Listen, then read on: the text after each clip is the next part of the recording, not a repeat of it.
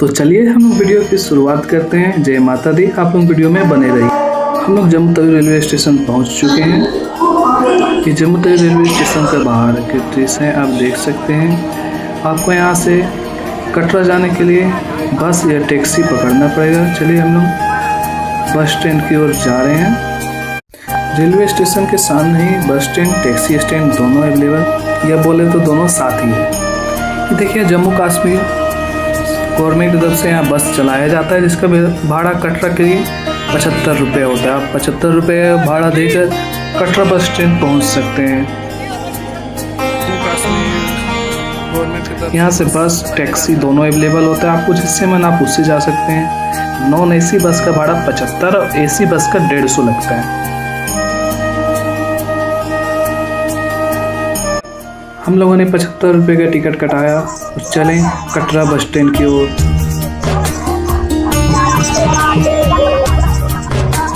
आप देख सकते हैं बस में जाने के तक खुशनुमा माहौल होता है। ये मज़ा आपको टैक्सी में नहीं आ सकती।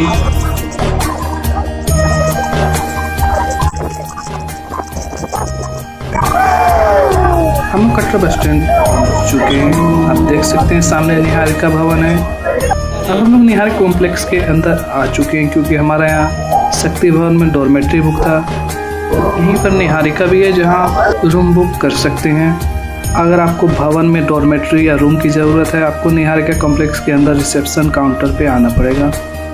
अगर आप निहारिका भवन में कहीं भी रुकते हो, चाहे शक्ति भवन, आशीर्वाद भवन या निहारिका, कहीं भी रुकते हैं, तो आपका RFID कार्ड यहीं पे बन जाता है।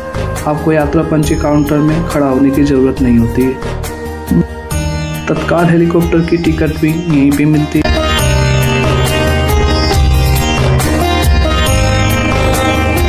शक्ति भवन के बाहर में आपको कैलेंडर, टेबल कैलेंडर और डायरी तीनों मिल रही है। कैलेंडर का 80 रुपया, टेबल कैलेंडर का 100 और डायरी के 150 रुपये दाम है। मैं 19 तारीख को कटरा पहुंचा था। उस समय आप यात्रा पर्ची काउंटर में देख सकते हैं, भीड़ एकदम ना के बराबर थी।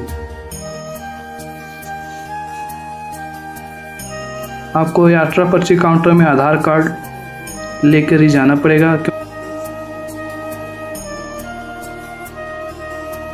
19 जनवरी को आप देख सकते हैं भीड़ एकदम ना के बराबर ही है।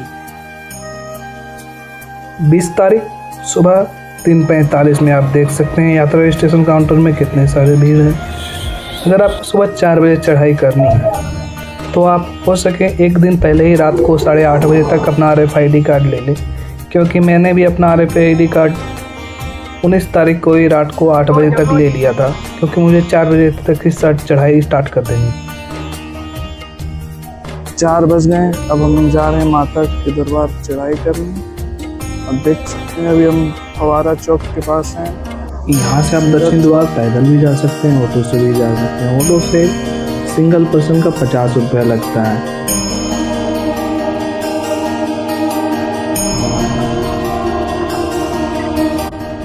अब हम लोग दक्षिण द्वार पहुँच गए हैं। आप देख सकते हैं दक्षिणी द्वार में भीड़ बहुत ही कम है।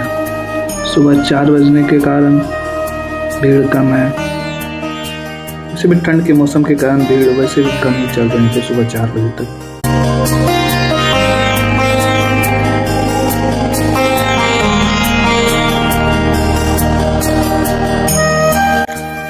अब हम लोग अपना चेकिंग करवाते हैं, उसके बाद आगे चढ़ाई के लिए निकलेंगे। देखिए हम लोग चेकिंग करवा के निकल चुके हैं। अब हम लोग का चढ़ाई स्टार्ट होगी। जय माता दी।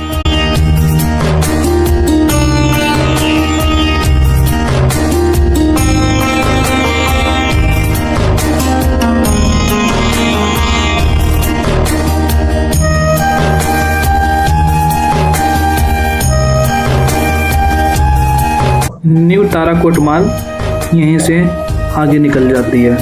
अगर आप इस रास्ते से भी जाना चाहते हैं तो आप न्यू ताराकोट माल पर जा सकते हैं। इस रास्ते पर चढ़ाई कम होती है और लंबा बहुत ज़्यादा है। देख सकते हैं ये वही जगह है जहाँ भूस्खलन हुआ था।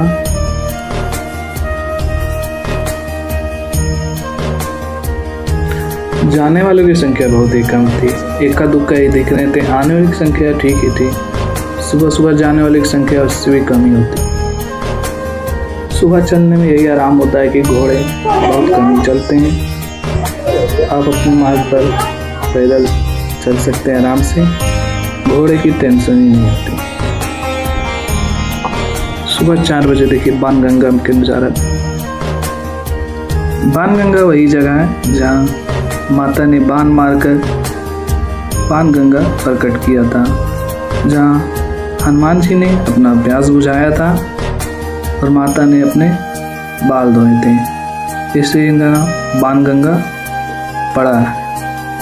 आप अगर वैष्णो देवी चाह रहे हैं यहाँ स्नान करके अवश्य आगे जाएं। हाँ, यहाँ शैम्पू साबुन का यूज ना करें जिससे पानी गंदा होता है। और बाणगंगा में आपको 24 घंटे की लॉकर की सुविधा मिल जाती है। ये माता जैसे आप भी यहाँ सामान ला के फेंके ना, इससे पानी गंदा होता है, प्रदूषित होता है।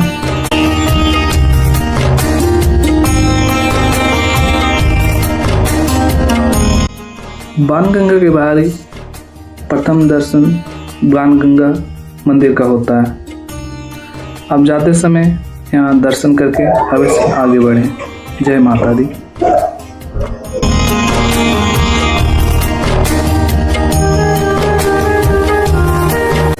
आ रहा है शुभ्रा भवन। शुभ्रा भवन में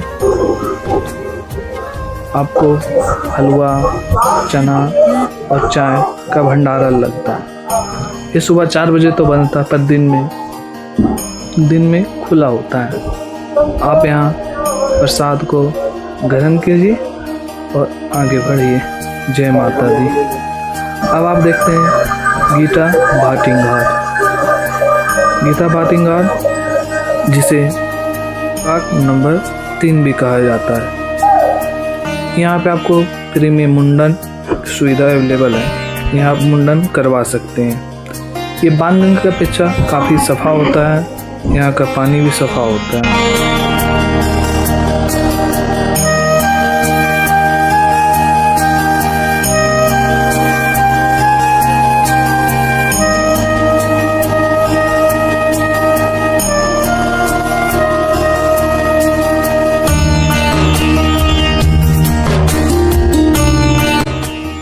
अब आगे चंद पादुका मंदिर।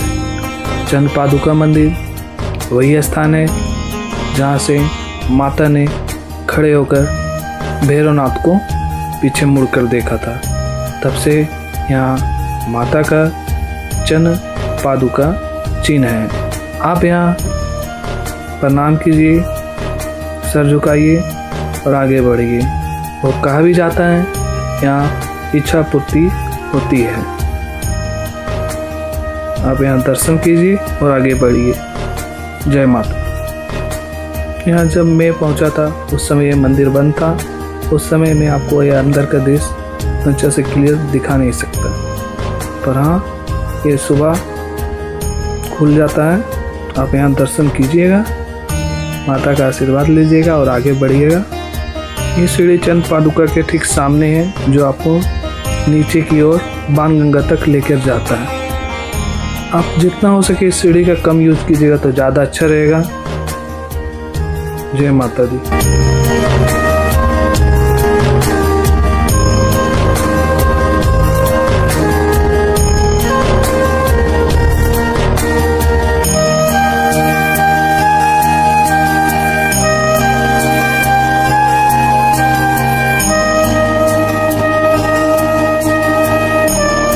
ये जाते समय 4 बजे सुबह कितना कम भीड़ होता है। आप आराम से जा सकते हैं, ना घोड़ा ना कुछ। आप आराम से जाइए, मज़े से जाइए।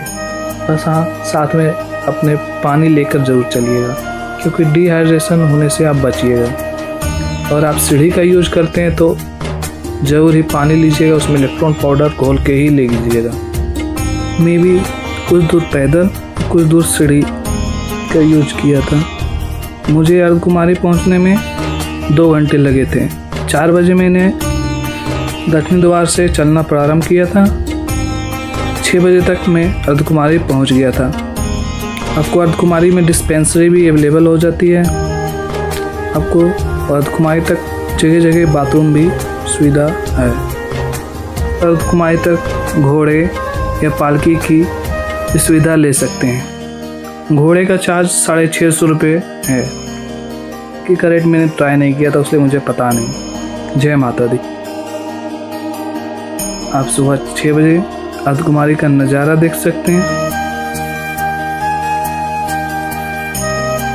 जब अर्धकुमारी पहुंचा था उस समय आरती प्रारंभ हो चुकी थी। गर्भजून में आरती का चार्ज है प्रति व्यक्ति 500 रुपया और आरती का समय सुबह 6 से 7 और शाम को भी 6 से 7 है। ये ठंडी के समय है, गर्मी के समय अलग होती है। आपको अगर आरती में जाना है तो आप दान पर्ची आरती काउंटर में जाकर आप आरती में शामिल हो सकते हैं। इसका शुल्क 500 रुपये है। देखिए शिशु आहार कक्ष, ये आपको भवन में भी अवेलेबल हैं, अर्धकुमारी में भी अवेलेबल हैं और आपको निहारिका भवन में भी अवेलेबल है।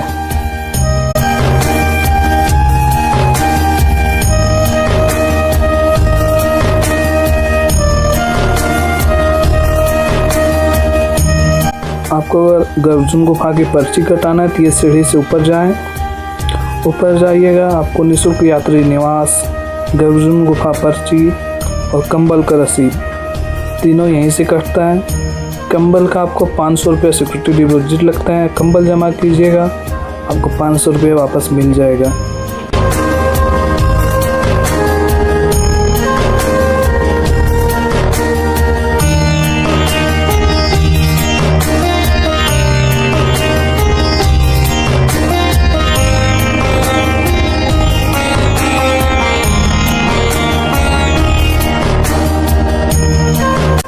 पर्ची काउंटर, ब्लैंकेट केस काउंटर सब ऊपर में ही है। गुफा में दर्शन के लिए जाते हैं तो गर्भजून गुफा के लिए जाने के समय क्लॉक रूम ऊपर में ही अवेलेबल है। आप वहां अपना सामान रख कर जब आपका नंबर आए सामान रखिए और गर्भजून गुफा में जा सकते हैं।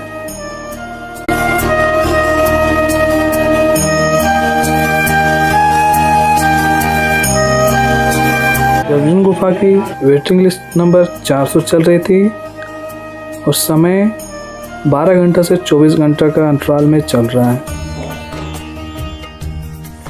आप जब भवन में जाएं, आप अर्धकुमारी में गर्भजून गुफा की पर्ची कटाएं और आप भवन चले जाएं।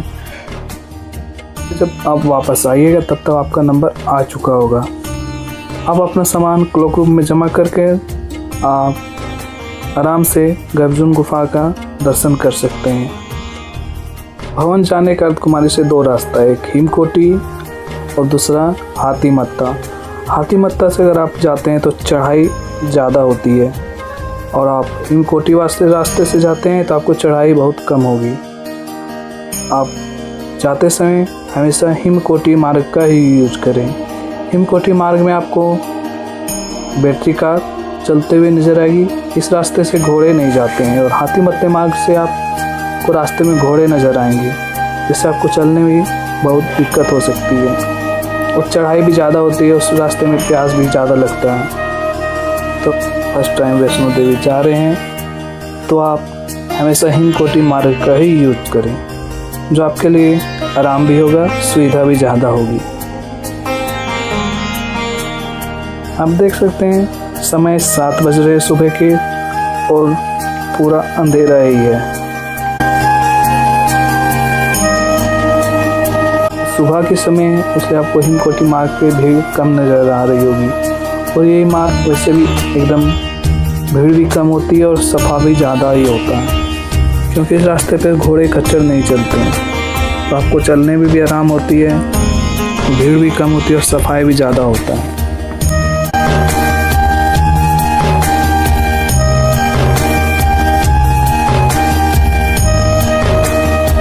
चलिए अब आपको चलते चलते कुछ टिप्स दे दिया जाए।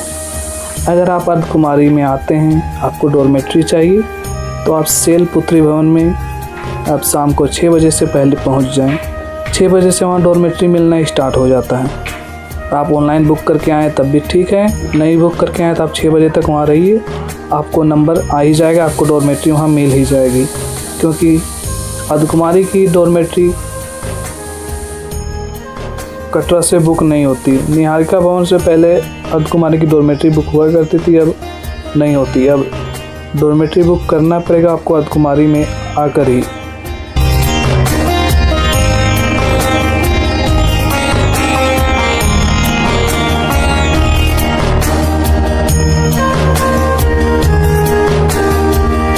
चलिए आप वीडियो में बने रहिएगा, आपको वीडियो में आगे और बहुत ऐसे टिप्स देंगे जो आपको वैष्णो देवी यात्रा में आगे चलकर आपको बहुत काम आएगी, जो आपके लिए अच्छा ही साबित होगी। जय माता दी।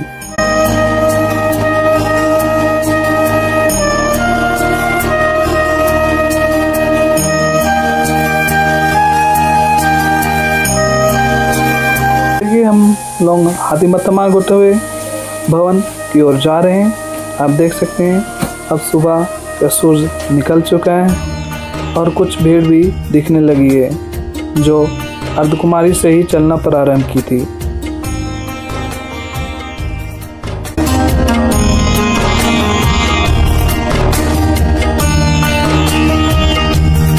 अगर सुबह का टाइम चुनते हैं तो बहुत ही अच्छा होगा। सुबह सुबह ताजगी भी होती है, धूप भी नहीं निकलती, जो आपको परेशानी भी नहीं होता। आप आराम से चल सकते हैं, ज़्यादा प्यास भी नहीं लगती, आपको डिहाइड्रेशन नहीं होता है। आप आराम से भवन की ओर जा सकते हैं। जय माता दी।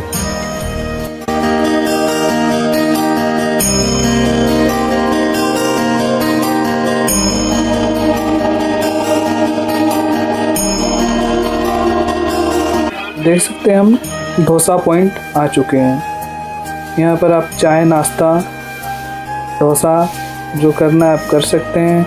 बहुत ही रिजनेबल प्राइस होता है, आपको कहीं भी रेट ऊपर नीचे नहीं होता है।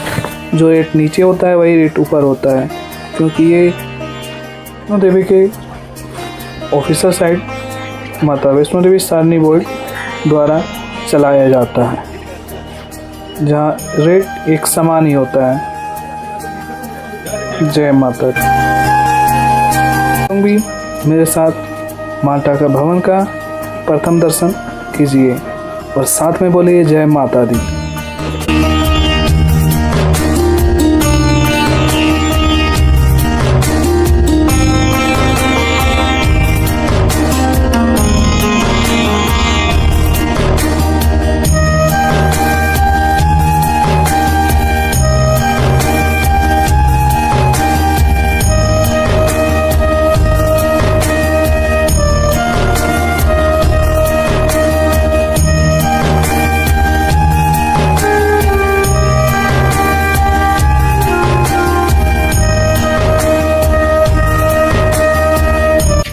तो दूसरा टिप भवन में रूम और डॉर्मेट्री बुक करने का देते हैं। आप भवन में रूम और डॉर्मेट्री ऑनलाइन बुक कर सकते हैं, पर ऑनलाइन में बहुत कम ही चांस है कि आपको डॉर्मेट्री और रूम मिलेगी। तो आप Katra bus stand Niharika complex में के अंदर जाएं, वहाँ पर रिसेप्शन काउंटर पे जाके आप भवन और डॉर्मेट्री के लिए बुक कर सकते हैं। पर आपको याद रखना होगा कि आपको डॉर्मेट्री और भवन बुक करने के लिए आपको सुबह 10 से 11 के बीच में ही जाना पड़ेगा, लाइन में लगना पड़ेगा। अन्यथा देरी हुई तो आपको बहुत कम ही चांस है कि आपको वहाँ से डॉर्मेट्री और रूम मिल सकेगी। इसलिए आप ज़्यादातर कोशिश करें कि आप 10 से 11 या 12 के बीच में पहुँच जाएं और वहाँ से आप डॉर्मेट्री या रूम बुक कर लें। देख सकते हैं पार्वती भवन है। पार्वती भवन में आपको लॉकर की सुविधा मिल जाती है, आप यहाँ अपने सामान रख सकते हैं और भवन में दर्शन करके आ सकते हैं। जय माता दी।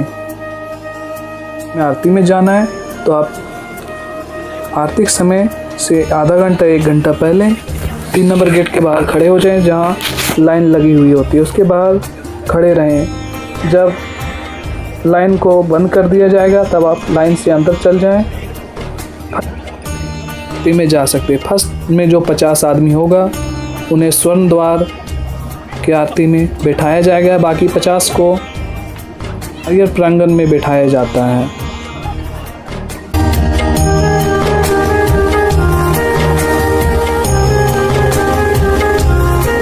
आप देख सकते हैं यहाँ डिजी लॉकर की सुविधा है। डिजी लॉकर में आप अपना सामान को 3 घंटे के लिए रख सकते हैं, जिसकी टिकट 50 रुपये होगी। और डिजी लॉकर के सामने ही आप यहाँ देख सकते हैं दुर्गा भवन के नीचे रोपवे का टिकट कटता है। आपको अगर ऑफलाइन रोपवे का टिकट लेना है तो आप वहाँ जाके रोपवे का टिकट कटवा सकते हैं। इसकी जगह आप रोपवे का टिकट ऑनलाइन कटवा कर ही आएँ, क्योंकि ऑफलाइन में बहुत ज़्यादा ही भीड़ होती है, जो आपको घंटों तक खड़ा रहना पड़ सकता है। तो कोशिश कीजिए कि आप अगर ऑनलाइन टिकट कटवा के आते हैं तो आपको बहुत ज़्यादा ही सुविधा होगी। पुरानी गुफा की बात करते हैं, अगर पुरानी गुफा के दर्शन करनी है आपको तो सुबह 10 बजे लाइन में लग जाएं या 10:30 बजे आप स्काई वॉक के थ्रू पुरानी गुफा की दर्शन कर सकते हैं, क्योंकि 12 बजते तक बंद हो जाता है पुरानी गुफा। इसलिए अगर आपको रात में पुरानी गुफा के दर्शन करना है तो वही सेम टाइम में ही पुरानी गुफा ओपन हो रही है। मैंने 2 दिन रुका, दोनों टाइम एक ही समय में ओपन हुआ और एक ही समय में बंद हुआ है। इसलिए मैं आपको बता रहा हूँ, अगर आपको पुरानी गुफा की दर्शन करनी है तो आप 10 बजे लाइन में लग जाएं। स्काई वॉक के अंदर आप टाइम थोड़ा इधर उधर कर लें, जैसे समय आता है आप अपना लाइन में लग कर पुरानी गुफा की दर्शन कर सकते हैं। जय माता दी।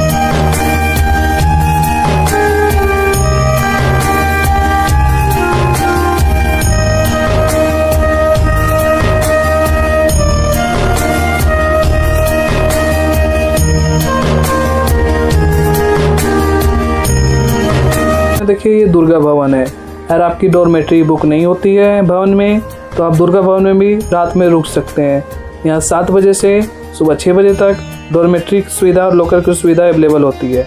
आप यहाँ रात में रुक सकते हैं, आराम कर सकते हैं और जा सकते हैं। जय माता दी। प्लस दुर्गा भवन में आपको मोबाइल, चार्जर, ईयरफोन सब रखने की भी सुविधा अवेलेबल है। के बगल में ही तृप्ति भोजनालय है, जहाँ आप भोजन ग्रहण कर सकते हैं, चाय नाश्ता भी कर सकते हैं।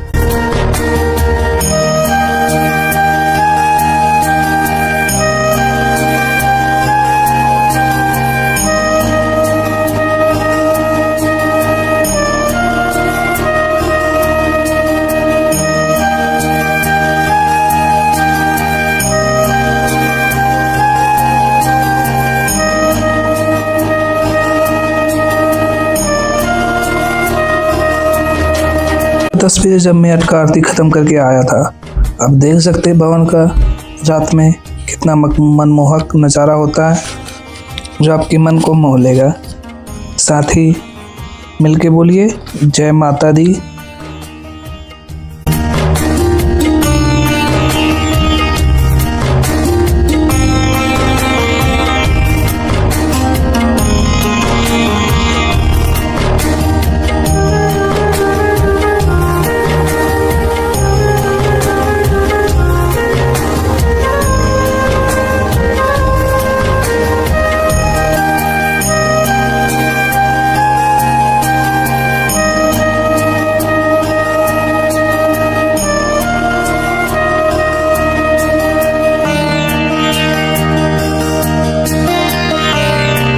जब मैं आरती ख़त्म करके बाहर आ रहा था और मैं भैरवनाथ के लिए जा रहा था, आप देख सकते हैं सुबह मौसम कितना सफ़ा है, कितना सुंदर है।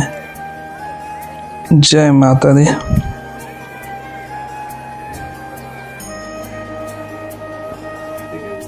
आरती ख़त्म करके निकला तब मैं भैरवनाथ के लिए जा रहा था। मैंने भैरवनाथ का टिकट ऑनलाइन ही बुक करके रखा था, पर मेरा स्लॉट 12 बजे का था। पर ऐसा कोई बात नहीं है, आपका स्लॉट कभी कभी हो, आप कभी भी जा सकते हैं। ऐसा नहीं कि 3 बजे का है तो आप सुबह नहीं जा सकते हैं, सुबह का है तो शाम नहीं जा सकते, आप जा सकते हैं आराम से, कोई दिक्कत नहीं होगा। बस आपका टिकट होना चाहिए, और टिकट मोबाइल में भी हो तब भी चलेगा, या फिजिकल फॉर्मेट में हो तब भी चलेगा। आप टिकट लेके जाइए। जय माता दी। करते हैं तो आप मनोकामना भवन के सामने आइए, वहाँ से डायरेक्ट रोपवे में आप जा सकते हैं। आपको लाइन में लगने की कोई ज़रूरत नहीं होती है। आप आराम से जाइए, भैरवनाथ का दर्शन कीजिए और वापस भी आ जा सकते हैं। रोपवे से भवन का नज़ारा कितना सुंदर लगता है, कितना अलौकिक लगता है।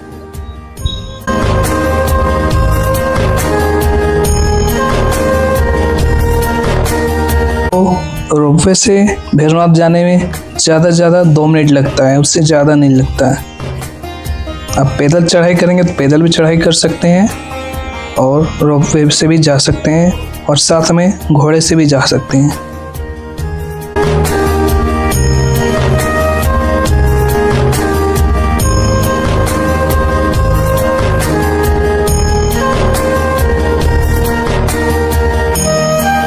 दर्शन करके निकलेंगे उस समय आप टेरिस पे आइएगा, तो टेरिस में ऐसे आप भवन का नज़ारा देखिएगा, बहुत ही खूबसूरत नज़र आता है।